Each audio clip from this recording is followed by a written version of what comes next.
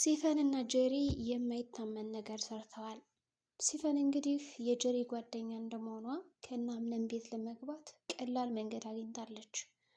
እንግዲህ በጀሪ ምክንያት ጀሪ አቶ አምነንን ማግባት ስለምፈልግ በዛ ምክንያት ብቻ ወደ ናምነን ቤት ከገባችም በኋላ አሁን ላይ የእሱ ምርጫ እንደሆነችም ተረድታለች። ታዲያ ሲፈን እንግዲህ ለጊዜውም ቢሆን ከጀሪ ጋር የጥሩ ጊዜ ጓደኛ ማሳለፊያና እንዲሁም ደግሞ እንደምትወዳት አድርጋ እያስመሰለች ነው ያለችው። ሲፈን ግን ለምን ይሆን ከዛ ቤት የገባችው? አቶ አምነን መረጠኝ አልመረጠኝ እኔ ድንቅም አይደለም፣ ዋናው ነገር የኔ ሀሳብ አላማዬን ላሳካ የሚል ሀሳብ አላት። ምናልባት ወይዘሮ ሰማሃት ያገባችው የመጀመሪያ ባሏ ዘመድ ትሆን ሲፈን፣ ወይስ ደግሞ ከእናቷ ጋር ንክኪ ነበራት፣ ወይስ ደግሞ የእናቷ ጓደኛ ሁና ነው፣ ወይንስ ደግሞ የአባቷ የድሮ ሚስቱ ነበረች? ምናልባት አሁን ላይ ሲፈን አምነን በለጠፈው እንግዲህ ኢሜል ሚስት እፈልጋለሁ ብሎ እንዲሁም ደግሞ ሚስት መረጣ ላይ እየተካሄደ እንደመሆኑ ምናልባትም ያንን ኢሜል አይታ ስለነሱ ቤተሰብ እያንዳንዱ አጣርታ መታ ቢሆንስ? ጀሪ እንግዲህ በዋናነት የእሱን ልብ ለመስረቅ እንግዲህ የተቻላትን ነገር እያደረገች ነው ያለችው። በራሷ በኩል የሚጠበቅባትን እያንዳንዱ ነገር ታድርጋለች። ልብስም ሆነ መቀየር፣ መዘነጥም ከሆነ መዘነጥ፣ ብቻ ግን በአምነን ፊት ለፊት ድምቅና ውብ ሆና ለመታየት የምታደርጋቸው ጥረቶች ከቀን ወደ ቀን በጣም እየጨመሩ ነበሩ። በሌላ በኩል እንግዲህ ቤሊን ደግሞ ስለ አምነን ምንም ያው እሷ ብትፈልገውም ብትወደውም እሱ ራሱ የመምረጥ እድሉ ትንሽ ዘገየት ብሏል ማለት ነው። ምክንያቱም ጀሪና አሁን ላይ ቤሊን እየተጣሉ መጥተዋል። አንደኛ ጀሪ እኔን መርጦኛል፣ ከዚህ ቤት መቀመጥ አያስፈልግሽም ውጪ እያለች ያለችው ቤሊንን። ቤሊን ደግሞ ታዲያ ምን ችግር አለው አንቺ በቃ እሱ መርጦሽ እንዲሁም ደግሞ የእሱ የልቡ ሴት ሆነሽ ከተገኘሽ እኔን ውጭ ማለቱ ምን አስፈለገና ነው? ገና እኮ አልተጋባችሁም፣ ሲጀምር ቀለበትም እንኳን አላደረግሽም። ምናልባት በእርግጥ እንደው የእውነት ከልቡ መርጦሽ ከሆነ አንቺን እኔ ችግር የለብኝም፣ አንቺ ግዴታ ከዚህ ቤት ውጭ እስከምትይኝ አልጠብቅም፣ እኔ ቤቱን ለቅቄ ልሽ እሄዳለሁ በማለት እንግዲህ ከጀሪ ጋር አንዳንድ ነገሮችን ያወራሉ። ጀሪም እንግዲህ የምታስቸግረኝ ከሆነ ከመንገዴ ላይ ዞር አድርግሻለሁ፣ መንገዴንማ ቀይርብሻለሁ እንጂ አንቺና ምንንም አይኔ እያየ ስትዋደዱና ስትፋቀሩ አላይም። እንዲሁም ደግሞ እኔ ልታሸንፍኝ አይገባም። ያው ውድድር እስከሆነ ድረስ እዚህ ጋር ሶስታችንም ሴቶች የመጣኑ ለውድድር እስከሆነ ድረስ እኔ ማሸነፍ አለብኝ እንጂ ምንም በቃ ጓደኛ ብትሆኝ እህቴ ዝም ብዬ አላይሽም፣ የተለያዩ ነገሮችን እየሰራው አሰናክልብሻለሁ የሚል አቋም አላት። እንግዲህ ጀሪ በእርግጥ ይህንን ንግግር እንግዲህ ማቀናበር የፈለገችው ከአምነን አክስት ጋር ነው።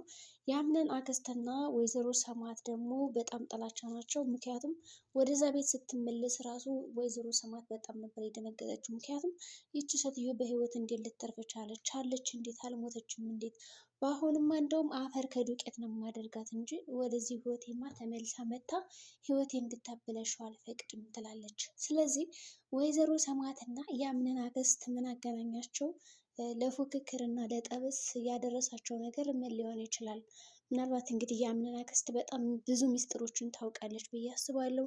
እንደገና ወይዘሮ ሰማዕት ራሱ ለምን እንደከፋት ስታያት እንዲሁም ደግሞ ሁላቸውም እንዴት እንደደነገጡ በጣም ሁላቸውም ላይ ክቲር ተወተር በጣም ጭንቅ ብሏቸው ነበር። ፊታቸው ላይ በጣም ጭንቀት ይታይባቸው ነበረ። አምነን ራሱ ሳይቀር እንግዲህ በጣም ደንግጦ ምንድነው አክስቴ ነይ ቁጭ በይ በማለት ምግብ ላይ እንድትቀርብ አድርጓታል ማለት ነው። ስለዚህ በአቶ አምነን ቤት እንግዲህ የሚካሄደው ስርዓትና ሕግ መሰረት ምግብ ላይ ደግሞ ማውራት አይቻልም፣ እንዲሁም መጫወት አይቻልም። ምግብ ላይ ከሆኑ በኋላ እንግዲህ ሁላቸውም ተሰብስቦ እየበሉ እያለ ታዲያ ምንድን ነው እንዴት ነው ነገራችሁ? አምነንዬ ወንድሜ ልጅ ማንን መረጥክ? ሴቶች በጣም ቆንጆ ቆንጆ ናቸው በማለት እንግዲህ ተነግረዋለች። እዛ እሱም አዎ ይላታል። ግን እንዴት መጣሽ በማለት ሲጠይቃት ያው እንግዲህ ኢሜል አድርጋን ነበረ እሱን በተመለከተ በእሱ አድራሻ መሰረት እኔ መጣሁ ትላለች ማለት ነው። እንኳን መጣሽ ማለትም ከተቀበላት በኋላ እንግዲህ ያው የሚፈልገውን ነገር ይጠይቃታል። ብዙ ነገሮች እንደሚጫወቱ እንዲሁም ደግሞ ስለሚስት መርጠው ራሱ እንደምትረዳው ቃል ገብታለት ከዛም በኋላ እንግዲህ እሺ ብላ ወደ መኝታ ክፍላቸው ትሄዳለች ማለት ነው። ታዲያ ጀሪ በዚህ መካከል እንግዲህ የአምነን አክስት ወደ ራሷ ቡድን ለመምራት እየሳበቻት ነው ያለችው። ምክንያቱም አክስቴ እንደው በጣም ሽቶሽ ያምራል፣ ገና ግብት ስትይ ሽቶሽን እንዴት እንደወደድኩት በማለት ታደንቅላታለች። እንግዲህ እሷ ደግሞ አክስቴ ብላ እንድጠራት ፍቃድ አልሰጠቻትም። ስሟን የነገረቻት ብዙ አጋጣሚ እገሌ ትባላለሁ በማለት እንግዲህ ያንን አክስትም ስሟን ነገረቻት እና በስሟ እንድጠራት ነው የጋበዘቻት። በቃ እዚህ በኋላ በስምሽ እጠራሻለሁ በማለት እንግዲህ ጉዳዩን ወደሚፈለገው ነገር ወስዳታለች ማለት ነው። ከዛ በተጨማሪ እንግዲህ እሷ ያደረገችው ነገር እንዴት ነው የሚያምሩት እነዚህ በቃ ጉርጥ ጉርጥ የሚመስሉ ልጆች እያለች እንግዲህ አሻንጉሊት የሚመስሉ እያለቻቸው ነበረ። ማለት በጣም ያማምራሉ ሁላቸውም እንግዲህ እና ማን ትሆን እድለኛዋ ትላለች።